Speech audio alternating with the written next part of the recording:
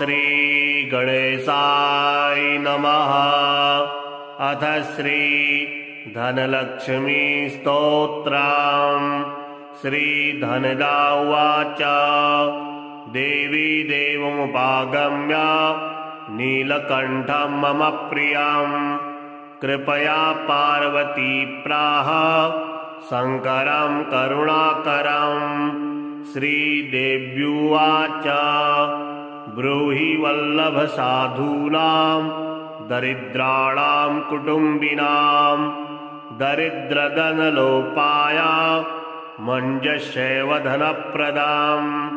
श्रीशिव उवाच पूजयन् पार्वती वाक्या मिदमाह महेश्वरः उचितं जगदम्बासि तौ भूतानुकम्पया शशीतां सानुजं रामं साञ्जनेयं सहानुगं प्रणम्य परमानन्दं वक्ष्येऽहं स्तोत्रमुत्तमं। धनदं श्रद्धानां सद्यः सुलभकारकं योगक्षेमकरं सत्यं सत्यमेव वचो मम।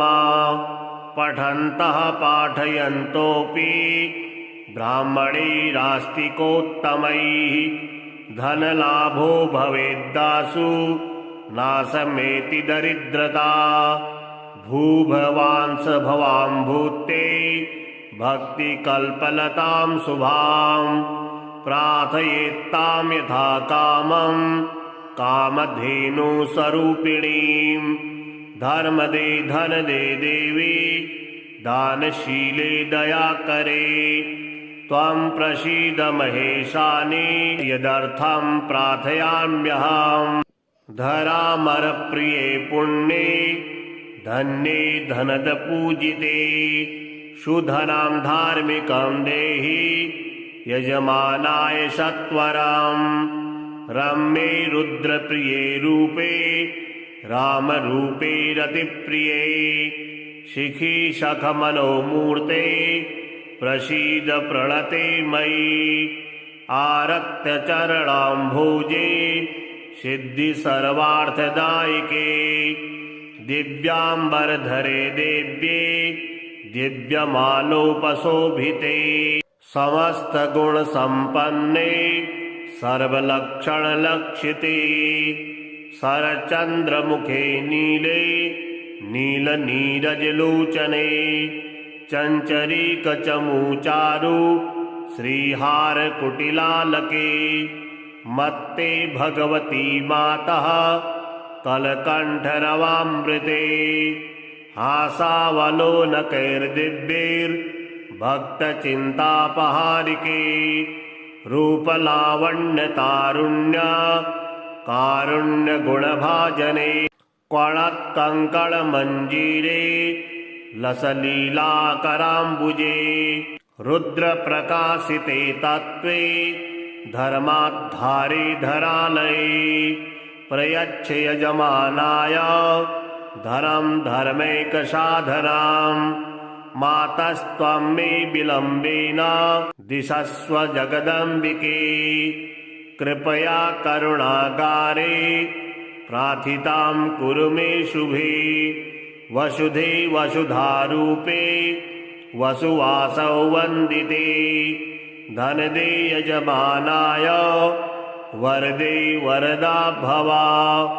ब्रह्मण्ये ब्राह्मणे पूज्ये पार्वती शिवशङ्करे स्तोत्रं दरिद्रताव्याधि शमनं सुधनप्रदां। श्रीकरे शङ्करे श्रीदे प्रसीद मयकिङ्करे पार्वतीश प्रसादेन सुरेश किङ्करेरितं। श्रद्धया ये पठिष्यन्ति पाठिष्यन्ति भक्तितः सहस्रमयुतं लक्षं धनलाभो भवेद्ध्रुवं। धनदाय नमस्तुभ्यं निधिपद्माधिपाय च भवन्तु त्वत्प्रसादाम्ने धनधान्यादिसम्पदः। श्रीधनदा उवाच देवी देवमुपागम्य नीलकण्ठं मम प्रियं कृपया पार्वती प्राह शङ्करं करुणाकरं। श्रीदेव्युवाच ब्रूहि वल्लभ साधूनां दरिद्राणां कुटुम्बिनां दरिद्रधनलोपाय मञ्जस्यैव धनप्रदाम्। श्रीशिव उवाच पूजयन् पार्वती वाक्या मिदमाह महेश्वरः उचितं जगदम्बासि तौ भूतानुकम्पया शशीतां सानुजं रामं साञ्जनेयं सहानुगं प्रणम्य परमानन्दं वक्ष्येऽहं स्तोत्रमुत्तमं। धनदं श्रद्धानां सद्यः सुलभकारकं योगक्षेमकरं सत्यं सत्यमेव वचो मम। पठन्तः पाठयन्तोऽपि ब्राह्मणैरास्तिकोत्तमैः धनलाभो भवेद्दासु नाशमेति दरिद्रता। भूभवांस भवां भूते भक्तिकल्पलतां शुभां प्रार्थयेत्तां यथा कामं कामधेनुस्वरूपिणीं।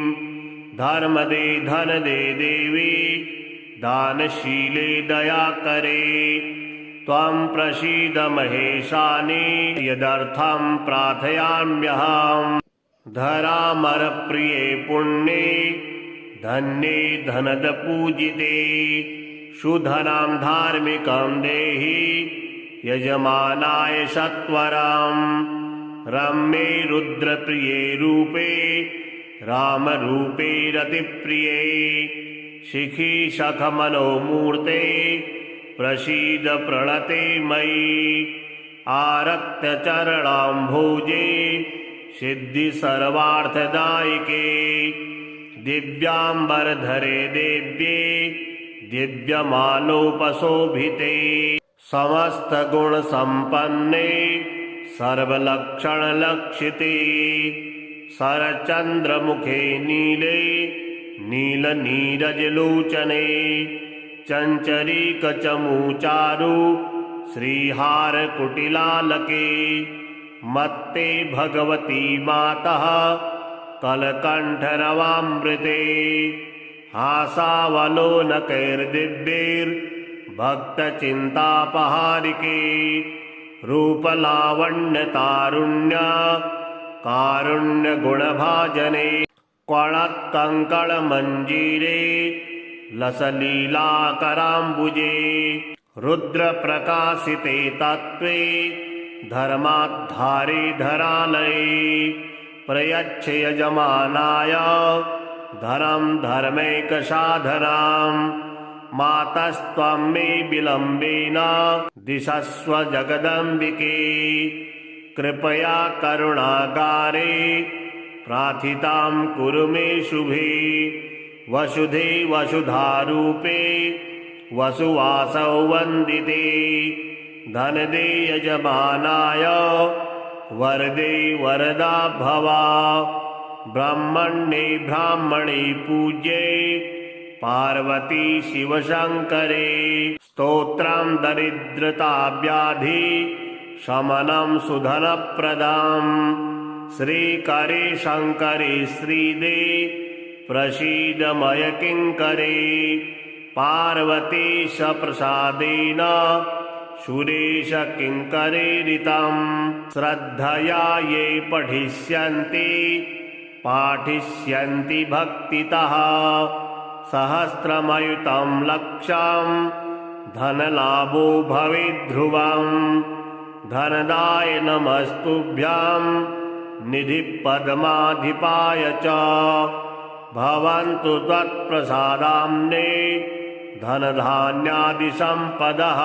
श्रीधनदा उवाच देवी देवमुपागम्य नीलकण्ठं मम प्रियं कृपया पार्वती प्राह शङ्करं करुणाकरं श्रीदेव्युवाच ब्रूहि वल्लभसाधूनां दरिद्राणां कुटुम्बिनां दरिद्रधनलोपाय मञ्जस्यैवधनप्रदाम् श्रीशिव उवाच पूजयन् पार्वती वाक्या मिदमाह महेश्वरः उचितं जगदम्बासि तौ भूतानुकम्पया शशीतां सानुजं रामं साञ्जनेयं सहानुगं प्रणम्य परमानन्दं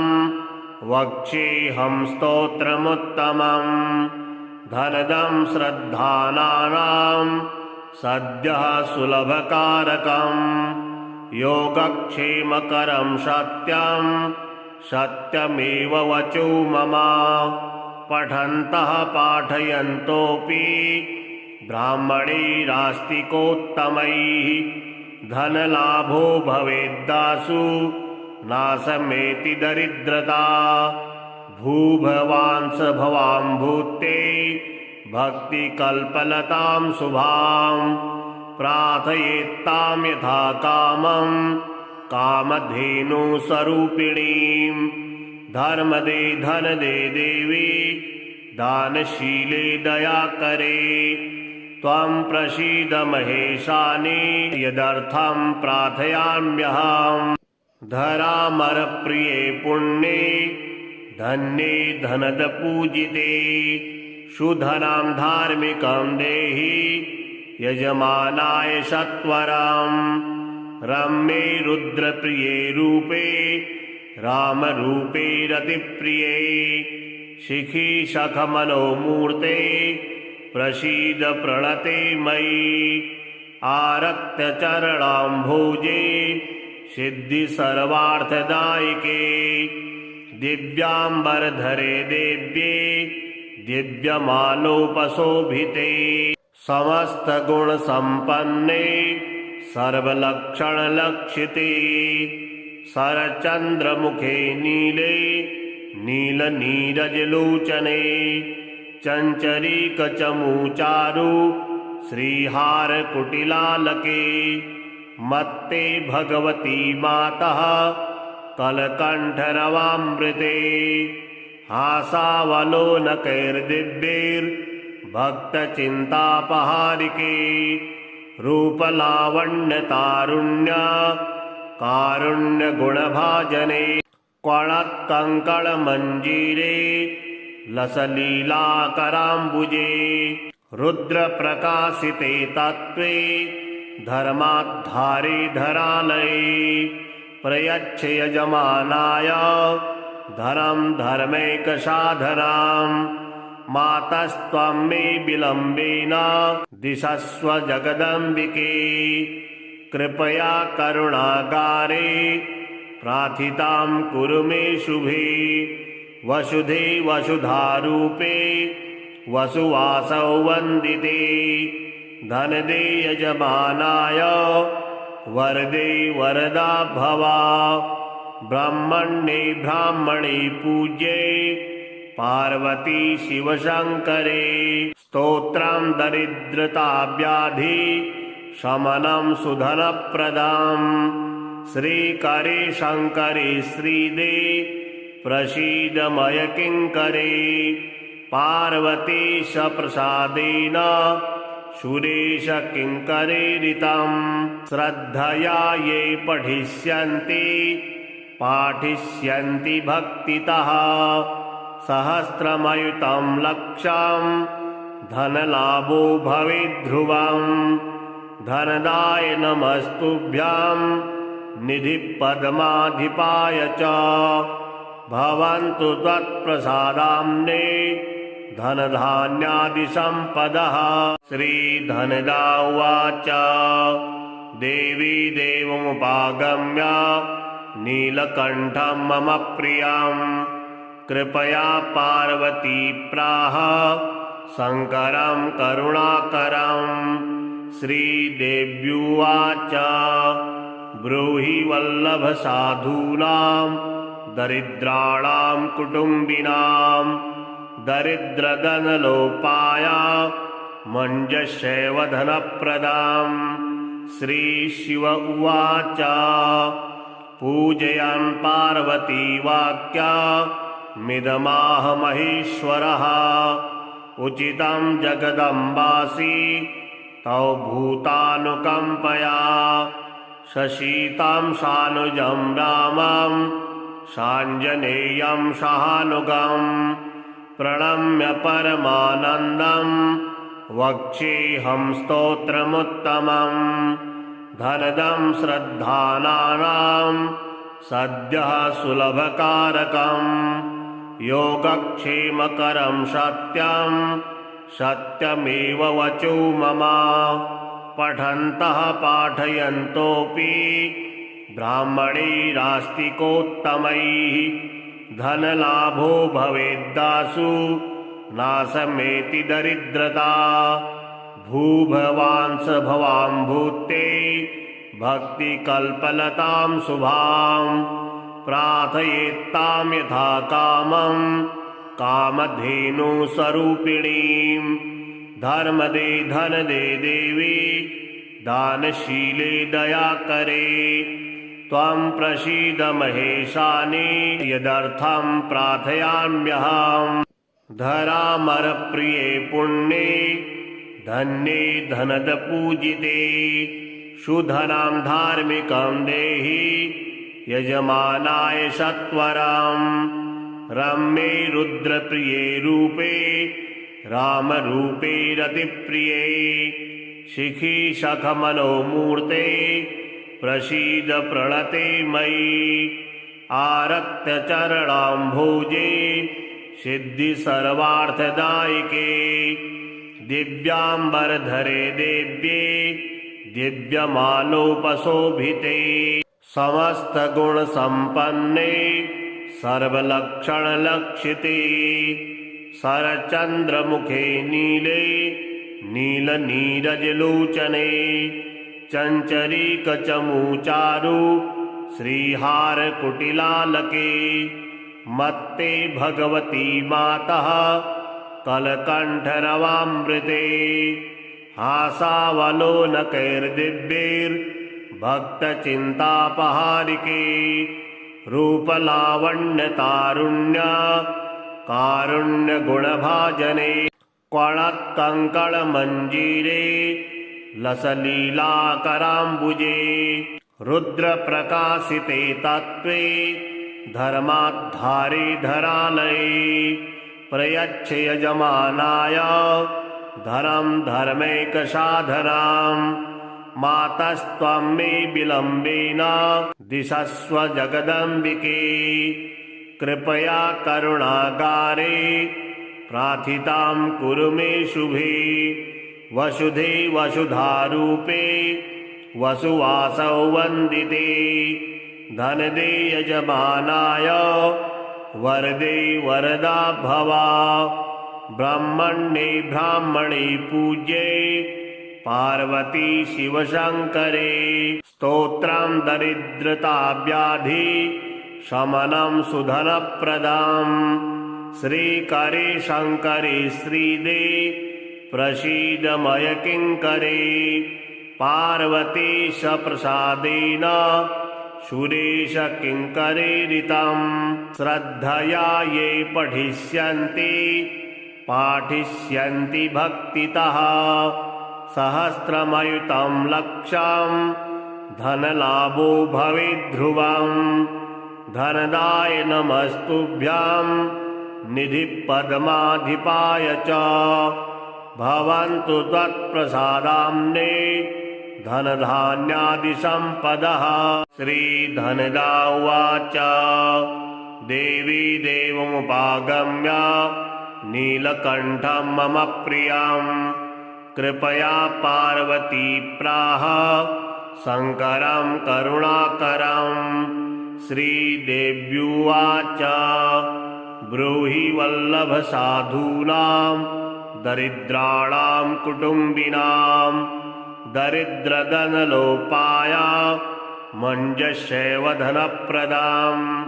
श्रीशिव उवाच पूजयन् पार्वती वाक्या मिदमाह महेश्वरः उचितं जगदम्बासि तौ भूतानुकम्पया शशीतां सानुजं रामं साञ्जनेयं सहानुगं प्रणम्य परमानन्दं वक्ष्येऽहं स्तोत्रमुत्तमम्। धनदं श्रद्धानां सद्यः सुलभकारकम् योगक्षेमकरं सत्यं सत्यमेव वचो मम। पठन्तः पाठयन्तोऽपि ब्राह्मणैरास्तिकोत्तमैः धनलाभो भवेद्दासु नाशमेति दरिद्रता। भूभवांस भवां भूते भक्तिकल्पलतां शुभां प्रार्थयेत्तां यथा कामं कामधेनुस्वरूपिणीं। धर्मदे धनदे देवी दानशीले दयाकरे त्वं प्रसीद महेशानि यदर्थं प्रार्थयाम्यहम्। धरामरप्रिये पुण्ये धन्ये धनदपूजिते सुधनं धार्मिकं देहि यजमानाय सत्वरं। रम्ये रुद्रप्रिये रूपे रामरूपे रतिप्रिये शिखी सखमनोमूर्ते प्रसीद प्रणते मयि। आरक्त्य चरणाम्भोजे सिद्धि सर्वार्थदायिके दिव्याम्बरधरे देव्ये दिव्यमालोपशोभिते। समस्तगुणसम्पन्ने सर्वलक्षणलक्षिते शरच्चन्द्रमुखे नीले नीलनीरजलोचने चञ्चरीकचमूचारु श्रीहारकुटिलालके मत्ते भगवती मातः कलकण्ठरवामृते। हासावलोकैर्दिव्यैर्भक्तचिन्तापहारिके रूपलावण्यतारुण्य कारुण्यगुणभाजने क्वणत्कङ्कणमञ्जीरे लसलीलाकराम्बुजे रुद्रप्रकाशिते तत्त्वे धर्माधारे धरालये प्रयच्छ यजमानाय धरं धर्मैकसाधनाम्। मातस्त्वं मे विलम्बेन दिशस्व जगदम्बिके कृपया करुणागारे प्रार्थितां कुरु मे शुभे। वसुधे वसुधारूपे वसुवासौ वन्दिते धनदे यजमानाय वरदे वरदा भवा। ब्रह्मण्ये ब्राह्मणे पूज्ये पार्वती शिवशङ्करे स्तोत्रं दरिद्रताव्याधि शमनं सुधनप्रदाम्। श्रीकरे शङ्करे श्रीदे प्रसीद मय किङ्करे पार्वतीश प्रसादेन सुरेश किङ्करेरितं। श्रद्धया ये पठिष्यन्ति पाठिष्यन्ति भक्तितः सहस्रमयुतं लक्षं धनलाभो भवेद्ध्रुवम्। धनदाय नमस्तुभ्यं निधिपद्माधिपाय च भवन्तु त्वत्प्रसादाम्ने धनधान्यादिसम्पदः। श्रीधनदा उवाच देवी देवमुपागम्य नीलकण्ठं मम प्रियं कृपया पार्वती प्राह शङ्करं करुणाकरम्।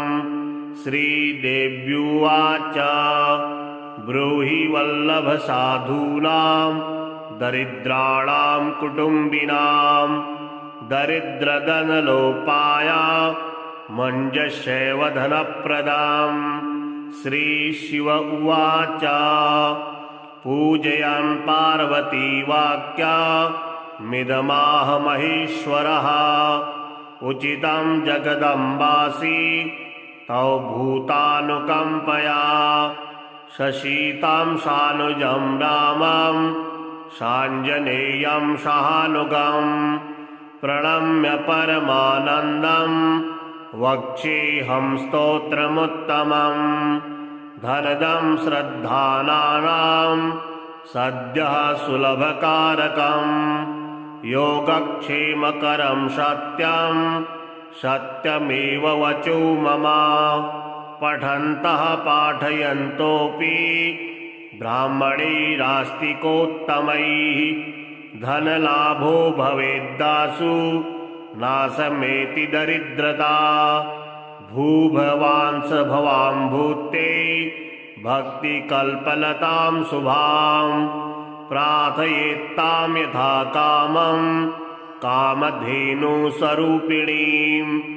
धर्मदे धनदे देवी दानशीले दयाकरे त्वं प्रसीद महेशानि यदर्थं प्रार्थयाम्यहम् धरामरप्रिये पुण्ये धन्ये धनदपूजिते सुधनं धार्मिकं देहि यजमानाय सत्वरं रम्ये रुद्रप्रिये रूपे रामरूपे रतिप्रिये शिखी सखमनोमूर्ते प्रसीद प्रणते मयि आरक्तचरणाम्भोजे सिद्धि सर्वार्थदायिके दिव्याम्बरधरे देव्ये दिव्यमालोपशोभिते समस्तगुणसम्पन्ने सर्वलक्षणलक्षिते शरचन्द्रमुखे नीले नीलनीरजलोचने चञ्चरीकचमूचारु श्रीहारकुटिलालके मत्ते भगवती मातः कलकण्ठरवामृते हासावलोकैर्दिव्यैर्भक्तचिन्तापहारिके रूपलावण्यतारुण्य कारुण्यगुणभाजने क्वणत्कङ्कणमञ्जीरे लसलीलाकराम्बुजे रुद्रप्रकाशिते तत्त्वे धर्माद्धारे धरालये प्रयच्छ यजमानाय धरं धर्मैकसाधनां मातस्त्वं मे विलम्बेन दिशस्व जगदम्बिके कृपया करुणागारे प्रार्थितां कुरु मे शुभे वसुधे वसुधारूपे वसुवासौ वन्दिते धनदे यजमानाय वरदे वरदा भवा ब्रह्मण्ये ब्राह्मणे पूज्ये पार्वती शिवशङ्करे स्तोत्रं दरिद्रताव्याधि शमनं सुधनप्रदां श्रीकरे शङ्करे श्रीदे प्रसीदमयकिङ्करे पार्वतीश प्रसादेन सुरेश किङ्करेरितं श्रद्धया ये पठिष्यन्ति पाठिष्यन्ति भक्तितः सहस्रमयुतं लक्षं धनलाभो भवेद्ध्रुवं धनदाय नमस्तुभ्यं निधिपद्माधिपाय च भवन्तु त्वत्प्रसादाम्ने धनधान्यादिसम्पदः। श्रीधनदा उवाच देवी देवमुपागम्य नीलकण्ठं मम प्रियं कृपया पार्वती प्राह शङ्करं करुणाकरं। श्रीदेव्युवाच ब्रूहि वल्लभसाधूनां दरिद्राणां कुटुम्बिनां दरिद्रधनलोपाय मञ्जस्यैवधनप्रदां। श्रीशिव उवाच पूजयन् पार्वती वाक्या मिदमाह महेश्वरः उचितं जगदम्बासि तौ भूतानुकम्पया शशीतां सानुजं रामं साञ्जनेयं सहानुगं प्रणम्य परमानन्दं वक्ष्येऽहं स्तोत्रमुत्तमं धनदं श्रद्धानां सद्यः सुलभकारकं योगक्षेमकरं सत्यं सत्यमेव वचो मम पठन्तः पाठयन्तोऽपि ब्राह्मणैरास्तिकोत्तमैः धनलाभो भवेद्दासु नाशमेति दरिद्रता भूभवांस भवां भूते भक्तिकल्पलतां शुभां प्रार्थयेत्तां यथा कामं कामधेनुस्वरूपिणीं धर्मदे धनदे देवी दानशीले दयाकरे त्वं प्रसीद महेशानि यदर्थं प्रार्थयाम्यहं धरामरप्रिये पुण्ये धन्ये धनदपूजिते सुधनां धार्मिकं देहि यजमानाय सत्वरं रम्ये रुद्रप्रिये रूपे रामरूपे रतिप्रिये शिखी सखमनोमूर्ते प्रसीद प्रणते मयि आरक्तचरणाम्भोजे सिद्धि सर्वार्थदायिके दिव्याम्बरधरे देव्ये दिव्यमालोपशोभिते समस्तगुणसम्पन्ने सर्वलक्षणलक्षिते शरच्चन्द्रमुखे नीले नीलनीरजलोचने चञ्चरीकचमूचारु श्रीहारकुटिलालके मत्ते भगवती मातः कलकण्ठरवामृते हासावलोकैर्दिव्यैर्भक्तचिन्तापहारिके रूपलावण्यतारुण्य कारुण्यगुणभाजने क्वणत्कङ्कणमञ्जीरे लसलीलाकराम्बुजे रुद्रप्रकाशिते तत्त्वे धर्माद्धारे धरालये प्रयच्छ यजमानाय धरं धर्मैकसाधनां मातस्त्वं मे विलम्बेन दिशस्व जगदम्बिके कृपया करुणागारे प्रार्थितां कुरु मे शुभे वसुधे वसुधारूपे वसुवासौ वन्दिते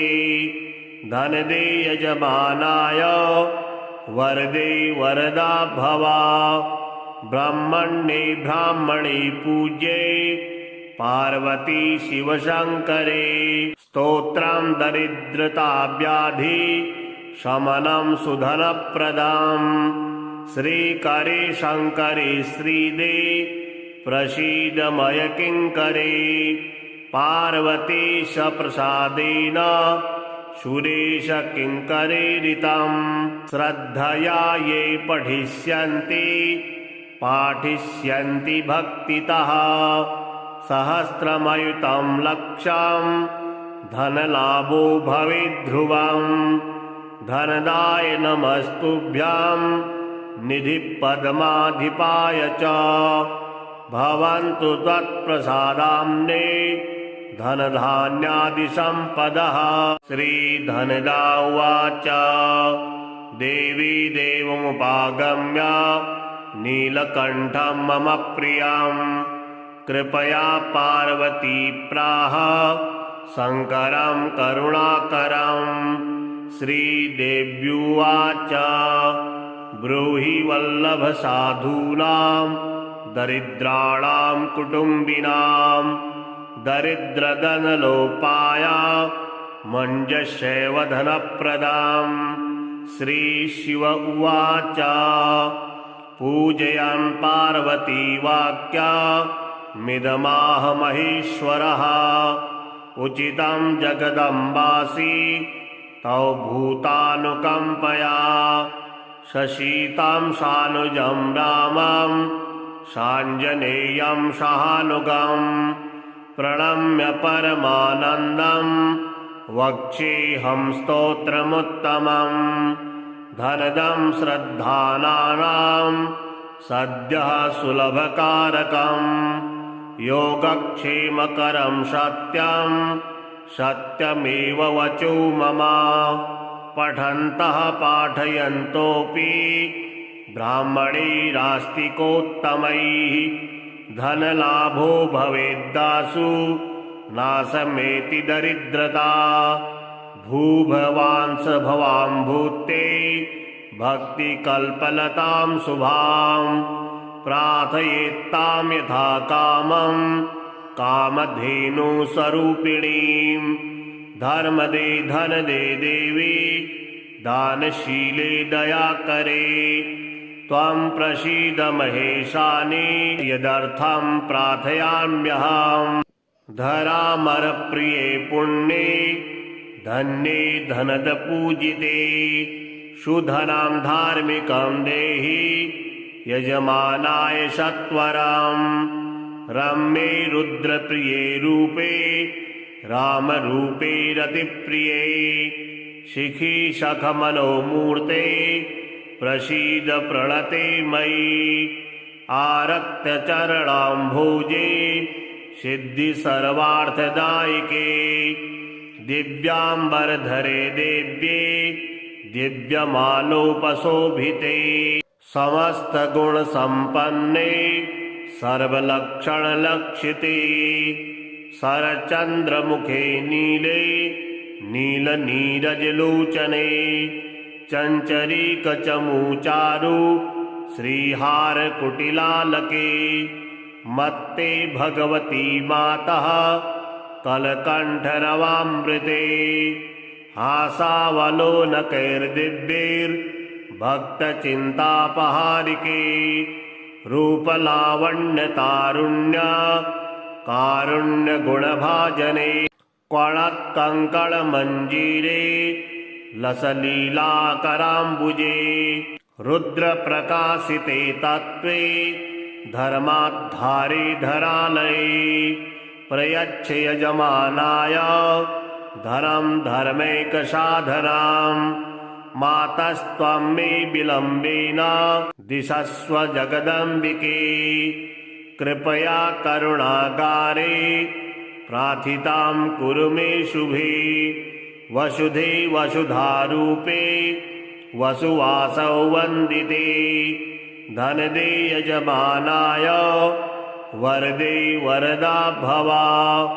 ब्रह्मण्ये ब्राह्मणे पूज्ये पार्वती शिवशङ्करे स्तोत्रं दरिद्रताव्याधि शमनं सुधनप्रदां।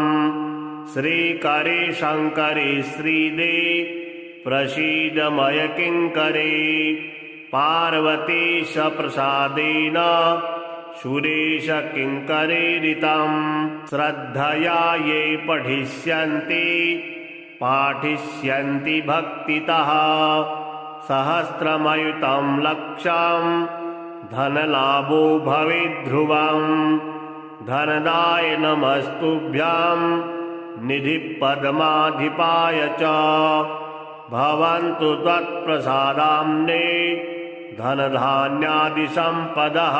श्रीधनदा उवाच देवी देवमुपागम्य नीलकण्ठं मम प्रियं कृपया पार्वती प्राह शङ्करं करुणाकरं। श्रीदेव्युवाच ब्रूहि वल्लभ साधूनां दरिद्राणां कुटुम्बिनां दरिद्रधनलोपाय मञ्जस्यैव धनप्रदां। श्रीशिव उवाच पूजयन् पार्वती वाक्या मिदमाह महेश्वरः उचितं जगदम्बासि तौ भूतानुकम्पया। शशीतां सानुजं रामं साञ्जनेयं सहानुगं प्रणम्य परमानन्दं वक्ष्येऽहं स्तोत्रमुत्तमम्। धनदं श्रद्धानां सद्यः सुलभकारकम् योगक्षेमकरं सत्यं सत्यमेव वचो मम पठन्तः पाठयन्तोऽपि ब्राह्मणैरास्तिकोत्तमैः धनलाभो भवेद्दासु नाशमेति दरिद्रता भूभवान् स भवां भूते भक्तिकल्पलतां शुभां प्रार्थयेत्तां यथा कामं कामधेनुस्वरूपिणीं धर्मदे धनदे देवी दानशीले दयाकरे त्वं प्रसीद महेशानि यदर्थं प्रार्थयाम्यहम् धरामरप्रिये पुण्ये धन्ये धनदपूजिते सुधनं धार्मिकं देहि यजमानाय सत्वरं रम्ये रुद्रप्रिये रूपे रामरूपे रतिप्रिये शिखी सखमनोमूर्ते प्रसीद प्रणते मयि आरक्तचरणाम्भोजे सिद्धि सर्वार्थदायिके दिव्याम्बरधरे देव्ये दिव्यमालोपशोभिते समस्तगुणसम्पन्ने सर्वलक्षणलक्षिते शरच्चन्द्रमुखे नीले नीलनीरजलोचने चञ्चरीकचमूचारु श्रीहारकुटिलालके मत्ते भगवती मातः कलकण्ठरवामृते हासावलोकैर्दिव्यैर्भक्तचिन्तापहारिके रूपलावण्यतारुण्य कारुण्यगुणभाजने क्वणत्कङ्कणमञ्जीरे लसलीलाकराम्बुजे रुद्रप्रकाशिते तत्त्वे धर्माद्धारे धरालये प्रयच्छ यजमानाय धरं धर्मैकसाधनां मातस्त्वं मे विलम्बेन दिशस्व जगदम्बिके कृपया करुणागारे प्रार्थितां कुरु मे शुभे वसुधे वसुधारूपे वसुवासौ वन्दिते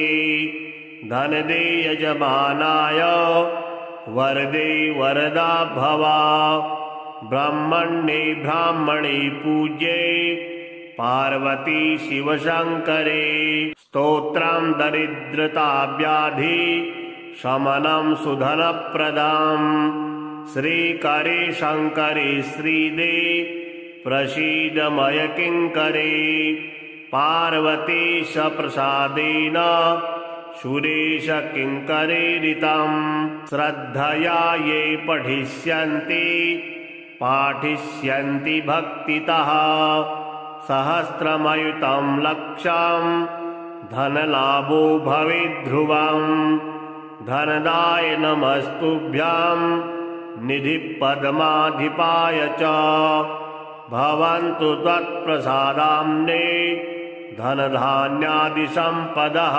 श्रीधनदा उवाच देवी देवमुपागम्य नीलकण्ठं मम प्रियं कृपया पार्वती प्राह शङ्करं करुणाकरं। श्रीदेव्युवाच ब्रूहि वल्लभसाधूनां दरिद्राणां कुटुम्बिनां दरिद्रधनलोपाय मञ्जस्यैवधनप्रदां।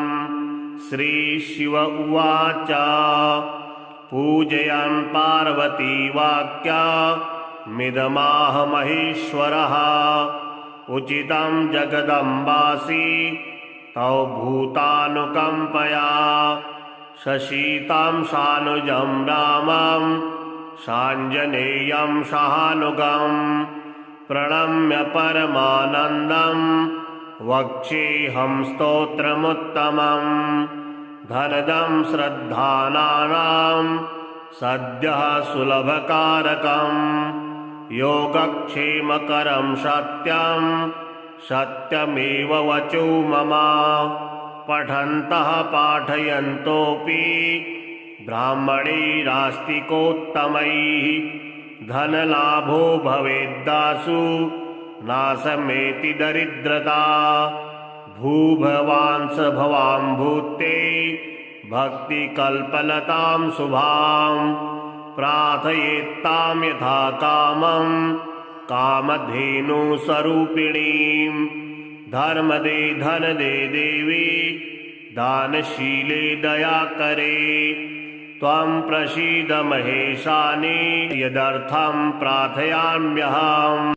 धरामरप्रिये पुण्ये धन्ये धनदपूजिते सुधनां धार्मिकं देहि यजमानाय सत्वरम्। रम्ये रुद्रप्रिये रूपे रामरूपे रतिप्रिये शिखी सखमनोमूर्ते प्रसीद प्रणते मयि। आरक्त्य चरणाम्भोजे सिद्धि सर्वार्थदायिके दिव्याम्बरधरे देव्ये दिव्यमालोपशोभिते। समस्तगुणसम्पन्ने सर्वलक्षणलक्षिते शरच्चन्द्रमुखे नीले नीलनीरजलोचने चञ्चरीकचमूचारु श्रीहारकुटिलालके मत्ते भगवती मातः कलकण्ठरवामृते। हासावलोकैर्दिव्यैर्भक्तचिन्तापहारिके रूपलावण्यतारुण्य कारुण्यगुणभाजने क्वणत्कङ्कणमञ्जीरे लसलीलाकराम्बुजे रुद्रप्रकाशिते तत्त्वे धर्माधारे धरालये प्रयच्छ यजमानाय धरं धर्मैकसाधनाम्। मातस्त्वं मे विलम्बेन दिशस्व जगदम्बिके कृपया करुणागारे प्रार्थितां कुरु मे शुभे। वसुधे वसुधारूपे वसुवासौ वन्दिते धनदे यजमानाय वरदे वरदा भवा। ब्रह्मण्ये ब्राह्मणे पूज्ये पार्वती शिवशङ्करे स्तोत्रं दरिद्रताव्याधि शमनं सुधनप्रदाम्। श्रीकरे शङ्करे श्रीदे प्रसीद मयकिङ्करे पार्वतीश प्रसादेन सुरेश किङ्करेरितं। श्रद्धया ये पठिष्यन्ति पाठिष्यन्ति भक्तितः सहस्रमयुतं लक्षं धनलाभो भवेद्ध्रुवम्। धनदाय नमस्तुभ्यं निधिपद्माधिपाय च भवन्तु त्वत्प्रसादाम्ने धनधान्यादिसम्पदः।